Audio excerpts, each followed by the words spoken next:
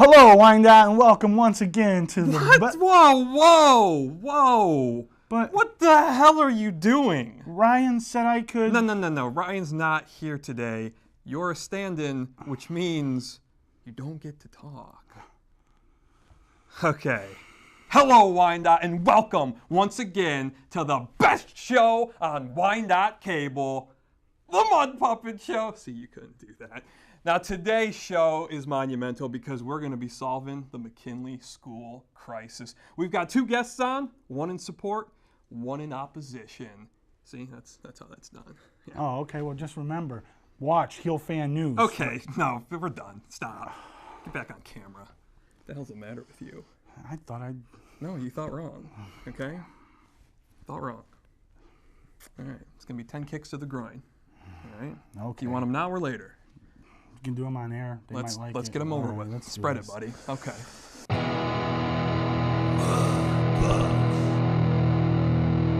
Welcome once again to this very serious episode of the Mud Puppet Show. And for those of you wondering, where exactly is Mud Puppet Ryan? Well, Mud Puppet Ryan is actually on a fact-finding mission. We'll have more on that later. Right now, I would like to introduce my guest for this episode. To my left is Zack Welch. He is a citizen of the McKinley neighborhood. He is in opposition to the McKinley school project. And to my right is another citizen and a former guest of the Mud Puppet Show, Tony Miello, also a resident of the McKinley neighborhood. He is in support of the project. Now, I know at the end of our last episode, I did throw out the invite to either a representative from Coachlight or the city of Wyandotte. I did reach out to a few members of the city here. I sent emails to City Administrator Todd Drysdale and City Engineer Mark Kowaleski. The email to the City Administrator went unanswered. The city engineer did reply, though. He was not able to be here. He did send me some documents, so we thank him for that. Now, before we get started, we've prepared a little video for you in a segment we've entitled, You Don't Know Diddly About McKinley.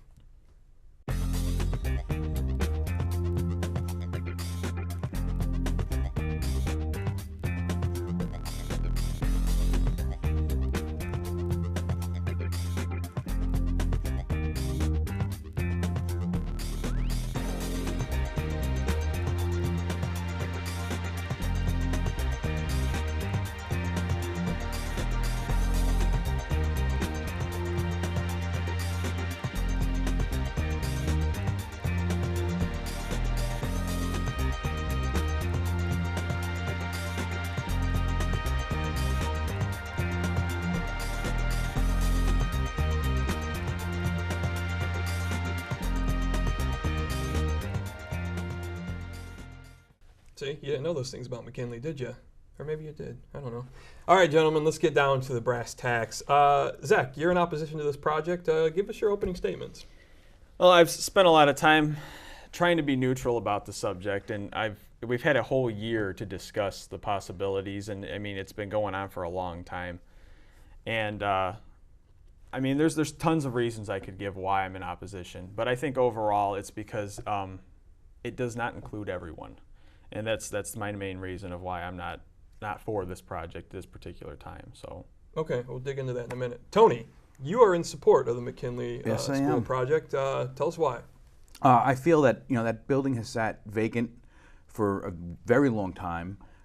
It's at this point now it's just getting vandalized and it's really starting to look a little run down, and that's not good for the neighborhood. And there's a solid plan in place to do something productive with the building that's going to bring tax revenue into the city, and I think we should move forward with it. Okay. Now, Zack, to the point you made, when you said not everyone's being included, what do you mean by that? And for people who may not be familiar, the proposal that's been before council is to turn this into senior living apartments. So what is it about that, or what aspect of that is it when you say not everyone's being included? well, if this project was tweaked a little bit to include people of all incomes, people of all I guess class would be a word. I think that it would flow a lot better. This whole project would be our insurance to make sure that this project is run wonderfully. And what I mean by that is they're not accepting any kind of financial assistance with this whole thing. Now, a lot of people have that stigma as a bad stigma. They think financial assistance, they think vouchers, they think all this stuff, they think some kind of government intervention. And I'm not one for government intervention at all, but in this particular case, we have, the Bishop Co-op downtown Wyandotte. It's a beautiful building. They run it wonderfully. I think that if you implemented the same rules that they have down there, I think a lot more people would be on board with this project. But by not letting those type of people, not letting people that need assistance come in, and I think that many seniors do need assistance. A lot of them, and I know that the price was quoted on the May 11th meeting that a lot of these rentals would be going for something like $1,000 a piece.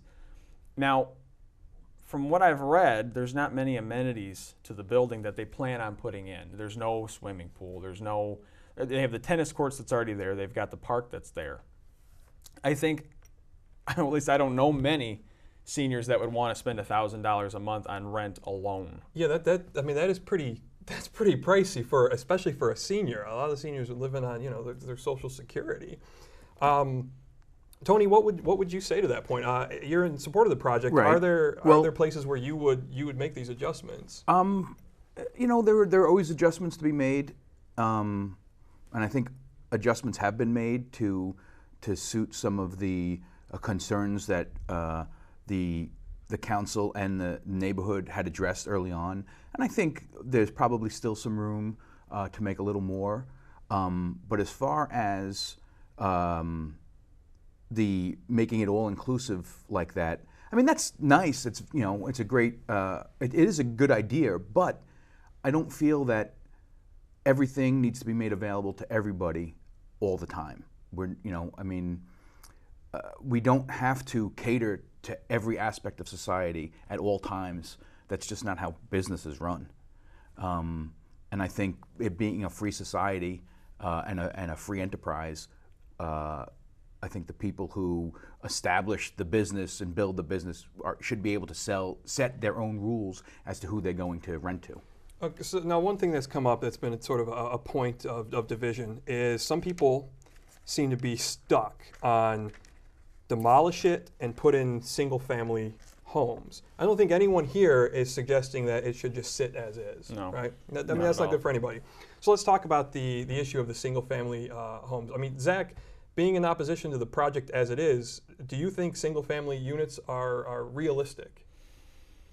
At this point, it's hard to say. I know a lot of people have said no, but I mean, the more that I keep looking at it, maybe. Not at this moment, but in the near future, I see the possibility. I see our downtown growing like rapid. I know that Mr. Stoneburner just bought a house or bought a piece of land on, I think it was Plum Street. Could have been Orchard. I don't really remember. I know that there's 2 other homes going up in our neighborhood right now. So I think that the lots that we have now are going to be filled. I do think that there could be room for more. Not saying that that's what should happen with this particular case, but I do think that in the future that could be something that could be looked at. Not that we want this building to sit vacant for that long to have to find out, because that's not what I'm saying at all. But in the future, maybe so. Right, and I think that's the risk that is run. It's like you have something here in front of you that can be developed, and despite people's concerns, would probably turn out to be something positive. The situation now, it's like, okay, maybe single-family homes work. I mean, certainly the city administrator has stood up many times and said there's not a demand nationally. Demand is down, and we've seen our area, people have left.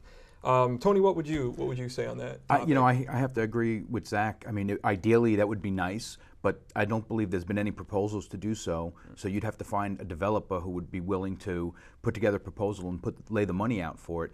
Plus, on top of that, there's the expense of tearing down Mckinley, which is going to be, to completely tear it down would cost more than your average demolition because of the asbestos, because it's an old building. So there needs to be a special type of demolition done to the building to do so.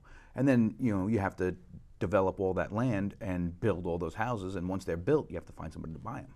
So it's not like it's an overnight solution. Right, and I mean, I would think, and you tell me if you agree or not, Zack, I think going the single-family home route, even if that the city saw that as a more feasible option, I think that's going to take much longer Oh, definitely. than the school the senior living project. They would have to. I mean, they would have to just pretty much leave vacant land and let whoever decides to buy the lot and build. Right. So I mean, you're going to have that block sitting empty for quite a while. And I mean, not that that's a maybe. I mean, maybe we don't know. Like I said, we could get a boost. You know, we could get some sort of boom. But yeah, we don't know. We don't know what tomorrow's going to bring. It's I mean, the all of a future. sudden, hordes of people can move down here, Right. and then there's this big demand for new housing. But until that happens, even if they were to tear down the building, which would even be better than leaving it derelict, and you had that empty land, then the land still needs to be maintained. And Right.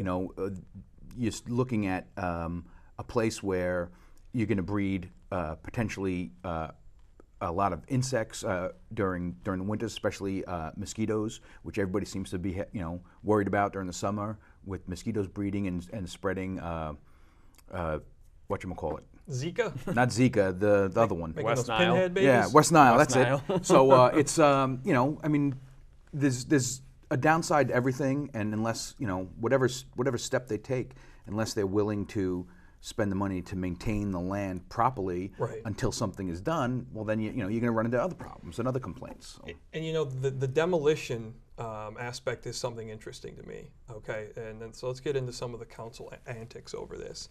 I'm fine. People want to debate either side of this issue. I mean, that's what you do. That's how Right. you figure things out. But it's been over a year now, and the council person I'll take most issue with is Councilman McKira, because I understand some citizens went to him with concerns and he spoke up for them. The problem is, it's been over a year, roughly, that he brought up this idea that there's grants to demolish this building. Essentially, the city would not have to foot the bill. We wouldn't have to have a special tax assessment, which is possibly where this thing could be moving now that the whole thing seems to be on pause for the time being. So that's fine if there's grants. But to me, it's like, where's the follow-up in? If those grants exist, as Councilman McKira has suggested they do, where are the grants? And if he has done some research into it and found that they don't, then he owes that to the citizens to say, guys, I was wrong, and maybe this is the best deal in front of us right now. Zack, what do you think about that? I think that if there are grants, I think they do need to come forward for sure. Anybody who says something like that should probably show the source and the proof. I do like the fact that he looked at all options and that he did answer the opposition, because there's a lot of support right now going around, and there is a strong opposition to it. But I don't know if people want to get involved. You've got people who've got to work, they've got families, they don't want to come to City Hall every week to push this into everybody's head. So I don't know. I think that Mr. McKira, if he has the information, I think everyone would like to know. Instead of just saying that there are, we do need to know. What do you think, Tony? I think any statement, especially from a council member, needs to be backed up with facts. Simple as that. And if you're going to be making blanket statements, have something that's going to back it up, so you don't look like a fool. No, I hear you. Councilman McKira can't abstain his way out of this one.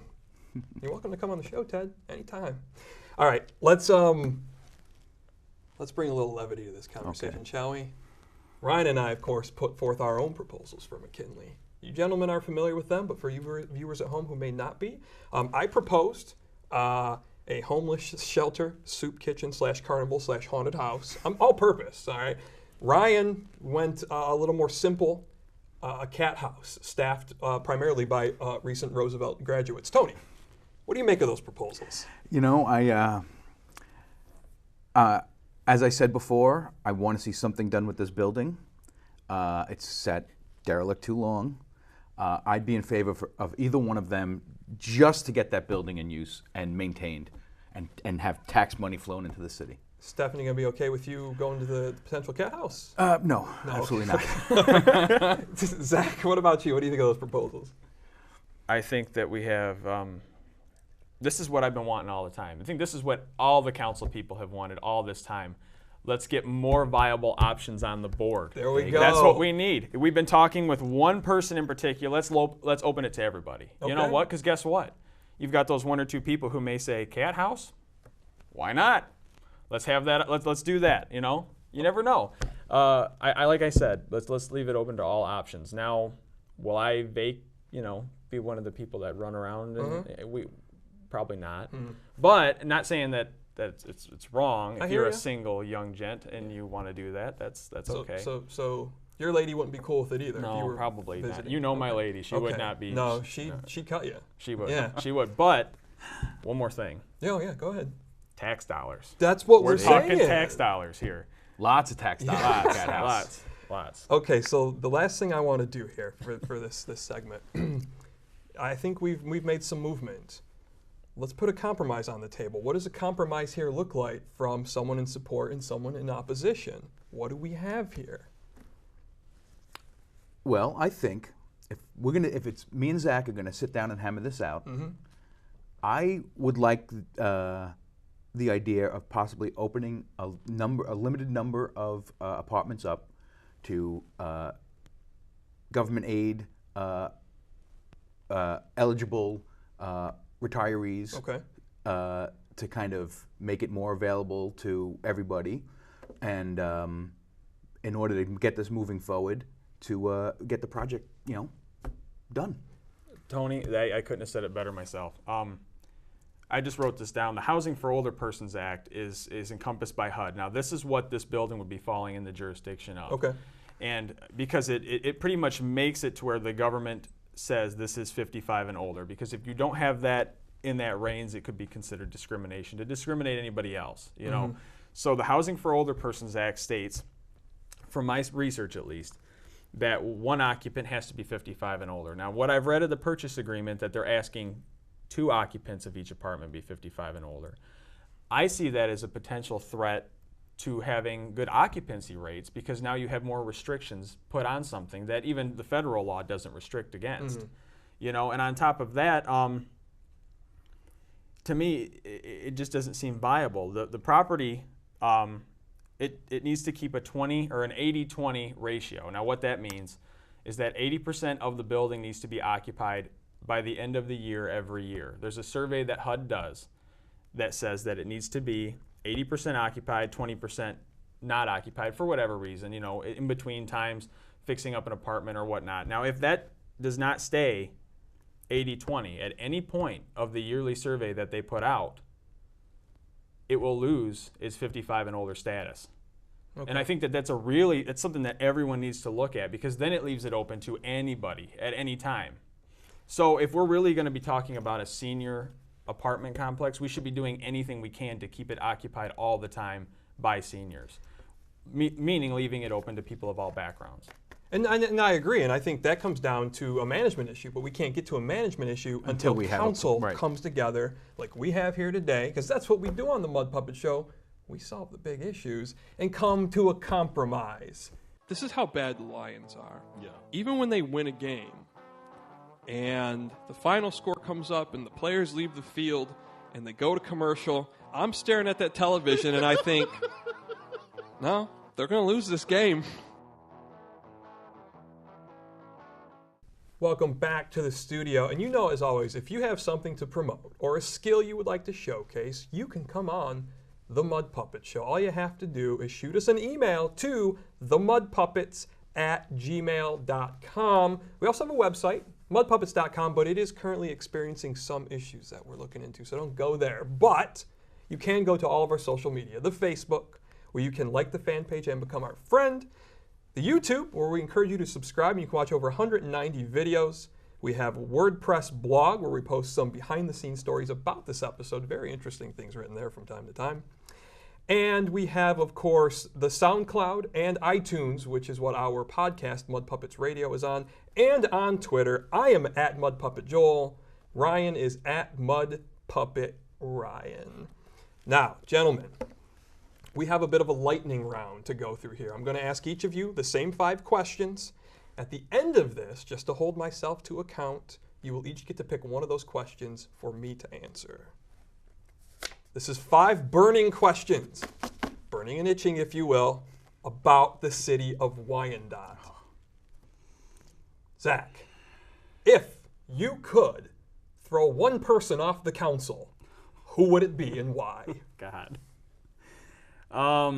If I could throw one person off the council, I'm sorry, but I think Mr. Sabut has been up there for too long. I'm sorry, Lenny. I'm sorry. I think that somebody else needs to come on in at this point. Tony, same question. Mature, because he behaves like a child. Not pulling any punches. No. Okay. Second question, gentlemen. Tony, you first. Outdoor cafes, love them or hate them? I hate them. Oh, why? I'm not a people person. I don't want to see you eating. I don't want to walk past you smoking. I don't. When you're eating and you're at a cafe, I want you indoors where I don't have to look at you. Oh, you and McKira would agree on this issue. Zach.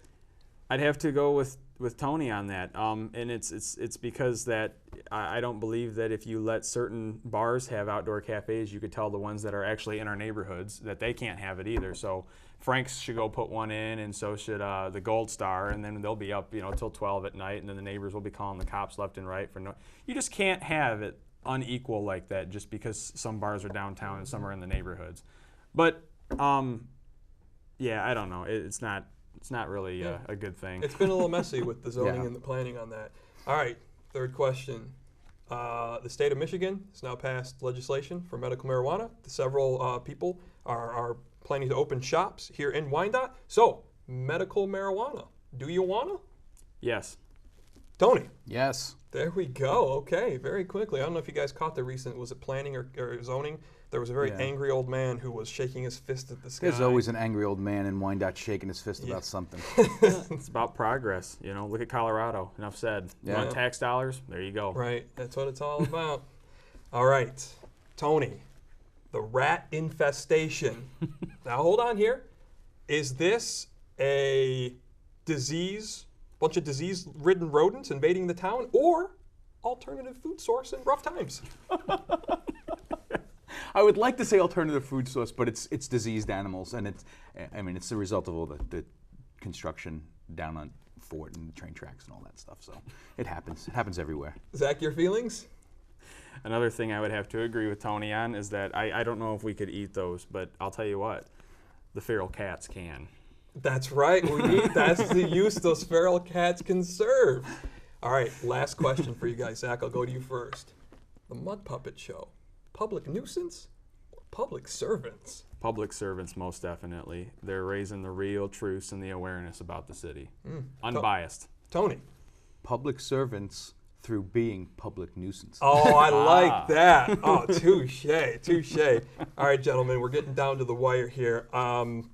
Now, each of you have the opportunity to ask me one of those questions. Tony, if you'd like to go first. Which city council member would you have? I knew one of you were going to ask that. I agree with Zack Sabuda. And it's nothing against him personally. It's the old man routine of, emails, what are those? I didn't get it.